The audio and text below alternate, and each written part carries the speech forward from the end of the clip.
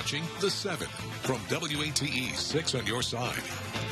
Good evening, I'm Bo Williams, and welcome to The 7. We start each evening with our list of the 7 biggest stories, and at the top of that list tonight for you, the scams, well, never seem to stop, do they?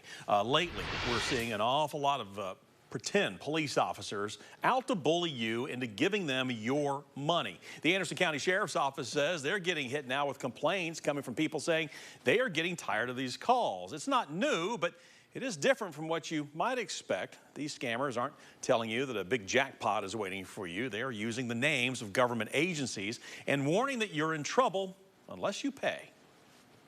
The one that we're seeing the most frequently right now is you've missed jury duty and you pay the fine or you get arrested. What I tell your viewers is this: we're not going to call you up and ask for payment over the phone. You know, you may remember last week we told you about a scammer or set of scammers so bold as to use TBI Director David Roush's name in their spiel. Sheriff Russell Barker adds that if you get a call like that, you should report it immediately.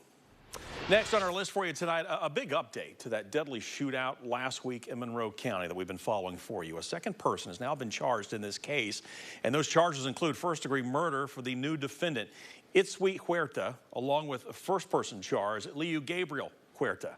Now, both of them facing charges that we've already told you about. When Liu Huerta was arraigned last week, attempted murder, reckless endangerment, and aggravated burglary. Liu Huerta was arrested Wednesday after a manhunt. Now, the murder charges come in light of the death of 2-year-old Elena Butts. Her family on Friday announced that the little girl had died at the hospital where she was taken after the shooting last Tuesday. An arrest report shows her mother told investigators Elena was shot in the head. Now, the mother in that report blamed Lenning Huerta for firing the shot that hit Elena. Lenning Huerta was found lifeless at the scene. A total of 5 people were hit in this shootout. 2 of them died. Of course, we'll keep following this case for you closely. Our top story list comes with another heartbreak for you tonight. A 3-year-old child is now dead, and Kentucky State Police say they've made an arrest in connection with the child's death. 22-year-old Jordan Taylor is facing charges of first-degree murder. Investigators say this started with an emergency call to a home in the Woodbine community of Whitley County. First responders finding the child not responding. That child was pronounced dead at Baptist Hospital in Corbin. At this time, we do not know the child's name or how exactly they died. Our next Big 7 at 7 story takes us halfway now around the world, where a Knoxville restaurant owner shows us his experience when the ground shook once again, as he continues now the effort to help people devastated by an earthquake hitting Turkey and Syria.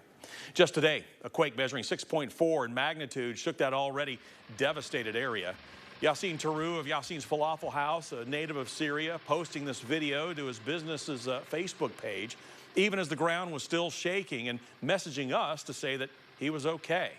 You'll probably remember Terou rushed to the damaged zone after that quake earlier in the month, setting up a field kitchen to help survivors and rescue workers. Talking with us via FaceTime today, Yassin took us on a first-person tour of the area where he's been staying. This is one of the strongest aftershock earthquake we have. Actually, I'm still in the ground. It's almost 10 p.m. right now, or 9 p.m. My team is still in the ground. After our Knoxville team has to go back to Knoxville, I chose to stay a little bit longer. People are still in the street right here.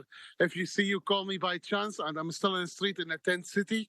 And this is one of the areas was very affected. If you can see right here, this is a house in the ground.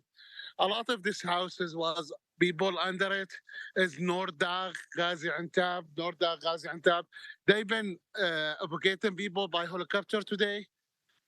We just heard the helicopter a few times today. Again, if you see, this is our cars. Along with feeding people, Yassin has raised more than $200,000 to help in this relief effort. Now, we've posted a link where you can help at WATE.com.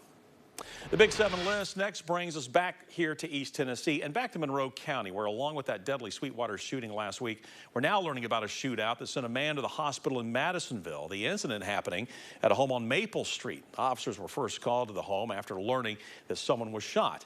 Now, a person was found outside the home and taken to the hospital. Officers figured out the suspected shooter was still inside. Negotiators going to the scene, saying the suspect ignored orders and began firing at law enforcement officers, leading to a shootout. The department says the suspect eventually came out of the home and was taken to the hospital to be treated for gunshot wounds. No word on his condition at this time. We understand no officers were hurt.